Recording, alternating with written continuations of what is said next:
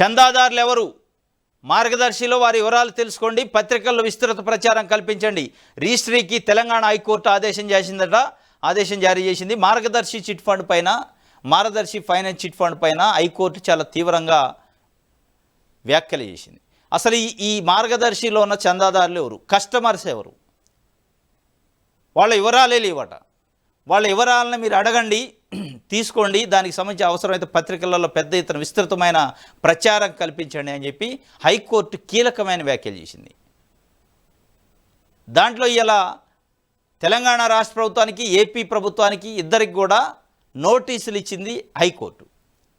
అసలు ఈ మార్గదర్శి chit funds ఈ రెండు రాష్ట్రాల్లో ఉన్నాయి బ్రాంచ్లు, కాబట్టి వీళ్ళ కింద ఎంతమంది సబ్స్క్రిప్షన్ ఉంది, ఎంతమంది చందాదారులు ఉన్నారో ఆ వివరాలు మీ ప్రభుత్వం దగ్గరే ఉన్నాయో సమర్పించండి. అసలు ఈ మార్గదర్శి పైన వచ్చిన బ్లాక్ మనీ దందా పైన మీ వర్షన్ ఏంది, మీ కౌంటర్ ఏందో ఇవ్వండి అన్నారు.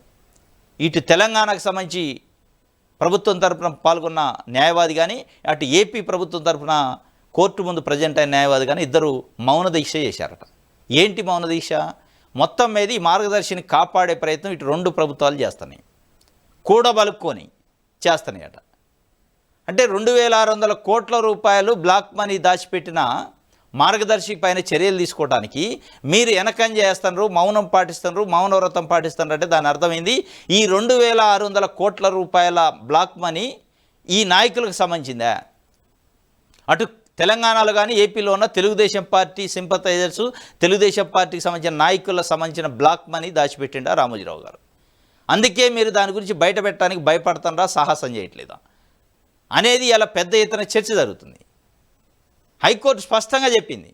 అసలు ఆ చందాదారులు ఎవరు, 2600 కోట్లు ఎక్కడి నుంచి వచ్చినాయి అంటే ఫైనాన్స్ మార్గదర్శి ఏం చెప్తుందంటే మాకు సబ్స్క్రిప్షన్ ఉంది, చందాదారులు ఖాతాదారులు ఉన్నారు, వాళ్ళు డిపాజిట్ రూపంలో డిపాజిట్ చేశారు మా దగ్గర అంటున్నారు. మరి ఆ డిపాజిట్ చేసిన చందాదారుల లిస్ట్ ఏదంటే లేదు, అది ఇయ్యరు. ఎందుకంటే లేదు, అసలు ఆ చందాదారు లేదు, మన్ను లేదు, అదంతా బోగస్. ఇది కేవలం తెలుగుదేశం పార్టీకి సంబంధించిన నాయకుల బ్లాక్ మనీని దాయటానికి ఒక ఏజెన్సీ అన్నట్టు పెట్టుకున్నారు. దానికి క్విడ్ ప్రో కాంట్రో, నీకు ఇది నాకు అది. రామోజీరావు గారికి ప్రభుత్వం ఉన్నప్పుడు చంద్రబాబు నాయుడు గారు సహకరిస్తే ఆయన ఈ విధంగా సహకరిస్తారు. మీ బ్లాక్ మనీ మొత్తం తెచ్చి నా డెస్క్లో పెట్టండి, నేను దాచిపెడతా, దానికి నా దగ్గర ఉన్న తతంగం, నా దగ్గర చాలా సూత్రాలు ఉన్నాయి, ఆ సూత్రాన్ని ఉపయోగించి చందాదారులు అనే పేరు పెడతా అని చెప్పి ఇవాళ చెప్పిండు. మొత్తం హైకోర్టు సూటిగా ప్రశ్నించి అసలు ఆ చందాదారుల లిస్ట్ ఇవ్వండి అని ఇచ్చే పరిస్థితి లేదు. వివరాలు కోరుతూ అఫిడవిట్ వేయాలని మాజీ ఎంపీ ఉండవల్లికి సూచనలో ఆ మేరకు ఆర్బీఐకి మార్గదర్శికి ఆదేశాలు జారీ చేస్తామన్న ధర్మాసనం 2 వారాల్లో కౌంటర్లు దాఖలు చేయాలని ఏపీ, తెలంగాణ ప్రభుత్వాలకు నిర్దేశం. విచారణ సెప్టెంబర్ 11కు వాయిదా వేసిన జస్టిస్ సుజయ్ పాల్ ధర్మాసనం మార్గదర్శి అక్రమాలను ఆర్బీఐ తేల్చేసిందన్న అరుణ్ కుమార్, దాని ఆధారంగా చర్యలు చేపట్టవచ్చని కోర్టుకు నివేదన. మౌన మార్గం, ఇది క్విడ్ ప్రోకో కుట్ర, చంద్రబాబు కుట్రలు కుంభకోణాలకు ఈనాడు అండ, మార్గదర్శి అక్రమ డిపాజిట్ల దందాకు బాబు రక్షణ. ఇది నీకది నాకిది. చంద్రబాబు నాయుడు గారు చేసిన కుట్రలు కుంభకోణాలకై ఈనాడు అన్నది. ఏ కుట్ర కుంభకోణాన్ని బయటకు రాకుండా ఒక గోబెల్స్ ప్రచారం చేస్తారు. మొత్తం మంచినే ఉంది. చంద్రబాబు నాయుడు గారు అంత అద్భుతమైన మనిషి లేదు, ఇక ఆయన అంత నీతి నిజాయితీ ఉన్న మనిషి లేదు, మచ్చలేని మనిషి అన్నట్టు ఒక క్రియేషన్ ఇటు ఆంధ్రజ్యోతి ఈనాడు చేస్తాయి. ఇక అవన్నీ చేసినందుకు మార్గదర్శి చేసిన అక్రమాలకి కొమ్ము కాసే కార్యక్రమం చంద్రబాబు నాయుడు గారు చేసిండు గతంలో ప్రభుత్వం ఉన్నప్పుడు, ఇవాళ చేసే కార్యక్రమం. అందుకే మౌనవ్రతం పాటించారట. ఆయనతో పాటు ఇక్కడ ఉన్న తెలంగాణ ప్రభుత్వాన్ని కూడా ఇక అట్లా మౌనవ్రతంలో ఉండేటట్టు చేసిండు. దీని వెనక ఏం లేదు, సింగిల్ కారణం ఆయన ప్రభుత్వం, ఆయన పార్టీ చేసే కార్యక్రమంలో, కవరేజ్ కార్యక్రమంలో ఒక పాజిటివ్ వైబ్రేషన్ ప్రజల్లోకి తీసిపోయే కార్యక్రమం ఎప్పుడు కూడా చంద్రబాబు నాయుడు గారి గురించి ఈనాడు చేస్తుంది. ఇక దానికి పర్యవసానంగానే, దానికి ప్రతిఫలంగానే ఈ మార్గదర్శిలో జరిగిన అక్రమాల గురించి లిస్ట్ ఏమన్నా అయ్యారు, కౌంటర్ ఏమన్నా అయ్యారు, ఇన్వెస్టిగేషన్ ముందుకు పోనేరు. ఇవన్నీ కాక అసలు ఈ కేసునే ఎత్తేసే కార్యక్రమం చేసినా ఆశ్చర్యం లేదు. ఇది మొత్తానికైతే ఉండవల్లి అరుణ్ కుమార్ గారు పిటిషన్ వేసిండు, ఆయన ఇన్ప్లీడ్ అయ్యిండు. ఆ పిటిషన్కి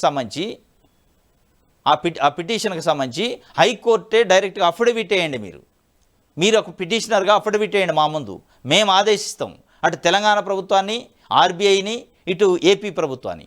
అసలు మార్గదర్శిలో చందాదారుల లిస్ట్ ఏంది, చందాదారులు ఎంతమంది ఉండరు అని అడగండి మా ముందు అఫిడవిట్ అయితే. మీ అఫిడవిట్ని బేస్ చేసుకొని మేము వాళ్ళకి నోటీసులు ఇస్తాం, ఎట్లా ఇయ్యారో చూద్దాం. అంటే బేసికల్గా అసలు చందాదారులే లేనప్పుడు డిపాజిట్లు అనే ప్రశ్న రాదు. చందాదారులే లేనప్పుడు 2600 కోట్ల రూపాయల డిపాజిట్ అనే ప్రశ్న రాదు. కాబట్టి ఆ చందాదారు లేరు కాబట్టి ఈ దొంగ లెక్కలని బయటపడతాయని చందాదారు లిస్టు ఇటు ఈ రెండు ప్రభుత్వాలు ఇచ్చే ప్రయత్నం చేయట్లేదు. కాబట్టి హైకోర్టు సూటిగా మీరు ఇది ఇక నోటితో నడటం కాదు, రిటర్న్ డాక్యుమెంట్ అఫిడవిట్ వేయండి, వాళ్ళ కథ ఏందో మనం తేల్తామని చెప్పింది. లేరు, సింగిల్ సమాధానం లేదు, ఇటు కానీ అటు కానీ. నల్ల ఖజానా, టీడీపీ పెద్దల నల్లధనమే మార్గదర్శి అక్రమ డిపాజిట్లట, దానికోసం ఈ మార్గదర్శి ఉంది. ఈ మార్గదర్శనం అదే చేస్తుంది. తెలుగుదేశం పార్టీ నాయకుల నల్ల డబ్బును దాచేదానికే 2600 కోట్లు కాదు, ఇంక మరి అసలు ఎంతోనే లెక్క రాని, కానీ అఫీషియల్గా అయితే 2600 కోట్లట. ఇది మొత్తానికి చందాదారులు ఎవరో చెప్తే మొత్తం బయటపడేది అప్పుడు.